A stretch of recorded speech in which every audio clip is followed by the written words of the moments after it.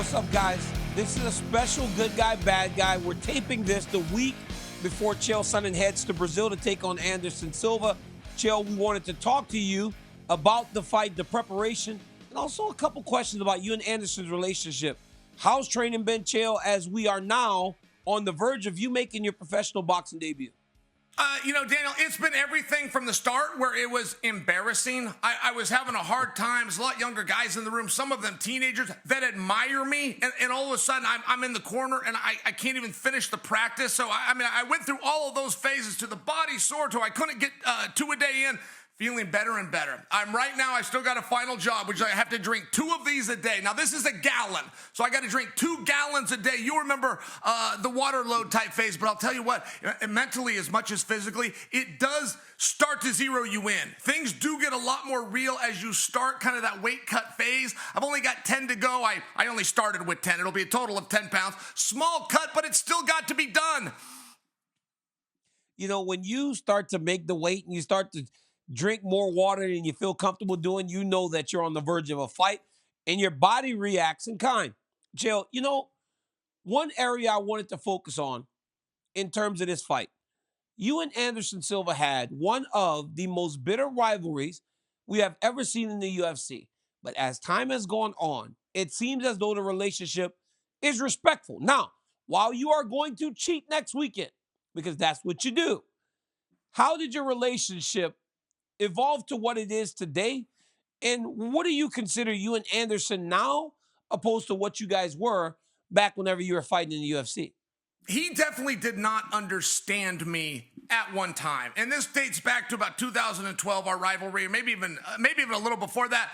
But he didn't understand me. He came through the real competitive era. And I was the start of what's known as the entertainment era. And they didn't necessarily blend very well. I believe that over time, at least according to Anderson and things that he said, he now can look back and he does understand it. And in fact, he says he thinks he would have even had more fun in his career if he had participated in it. And we both had our different paths, but I think in that regard, even for two guys that speak 2 different languages, we started to understand each other to a different level. Look, Daniel, everything big in my career dates back or ties to him in some fashion, but I didn't know if it was the same for him. Like he's had other big fights. He's had other pay-per-views. He's fought for other championships. I have not. I just have him in those memories, and I think about him every single day. I don't imagine that he would ever think about me. So to be the one to get to sign off and close out his career, there is a certain appreciation.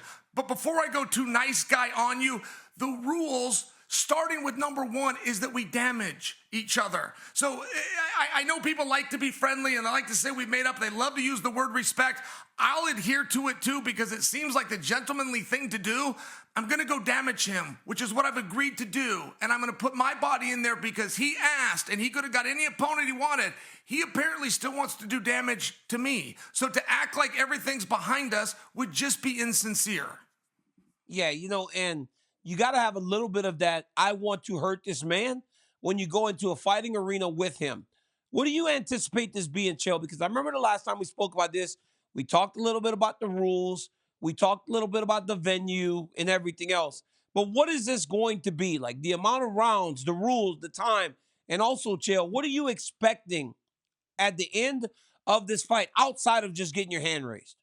Yeah, no, I think about it all the time. Like there's no piece of this where I'm going to let you know that, shucks, and we got in shape, and oh boy, I just get one more memory, and there's a few dollars involved. Like there's no part of me that's going to do that. I am all in. Daniel, if I lose this, I will be devastated. I will have no opportunity. I have thought about this man every single day for 10 years, and that's a very private thing. There's a gentleman who you will know named Zach Thompson from Iowa State, but that was the worst pain I have ever had in my life. It was a blood round match at the NCAAs, and the only thing that made that pain of Zach Thompson go away, where I hit a mixer to my own back, by the way, was losing to Anderson Silva. That pain became worse. So I'm just letting you know, like, there's nothing about this where I go, well, boxing's not quite my style. And no, there's not. I am going out there to beat this man, to fix my life, or I'm going to go my rest of my days looking at my career as a miserable fail. And I'm just letting you know, I am not hedging, and I hate guys that do. I don't respect them. You're either in or you're not. I, friend, am in.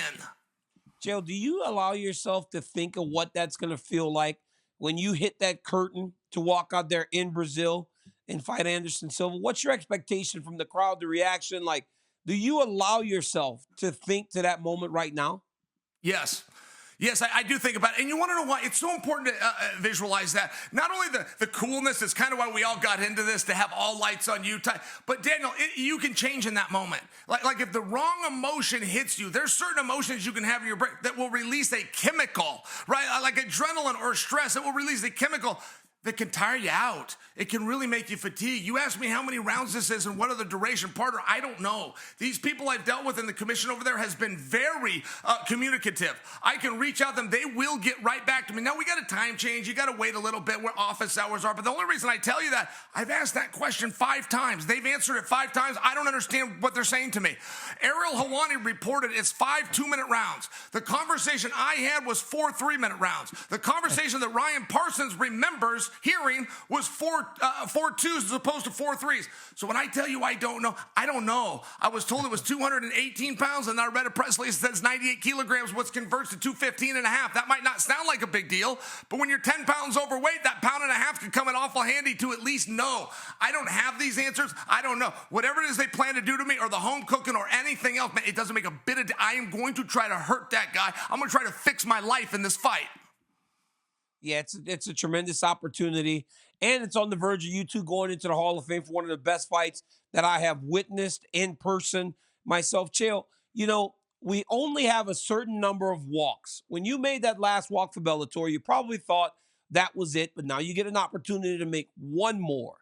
How happy are you that you get to lace up the old boots one more time, man? Because I know I constantly say I don't want to do it, but the idea of it one last time, it's got to be the sweetest thought, right?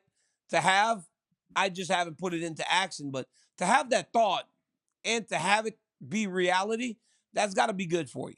Yeah, I appreciate that. My son is going to be my corner man. He won't be number one, but he will be in the corner. Like, I do anticipate that there's going to be some really wonderful memories. He hasn't missed a practice. He's been there. It gives me the water between rounds. And I just share with you, if I had any regret in my own career, Daniel, it's that I didn't enjoy it. It went by so fast. I got to coach the Ultimate Fighter 2 different times, which is a massive opportunity in our sport. I got to fight for championships. I got to work with you. I got to be part of this. But Daniel, I was so stressed, and it felt like a job. You'd get from one town to the next. I could never have a meal without thinking, is my opponent having this same thing? I'm trying to cut weight down to 185 pounds, which was a lifestyle commitment. So there was never a day off, and there was never a time where I could exhale and enjoy it. They sent me around the world, and that might sound like a fancy thing. I didn't see it.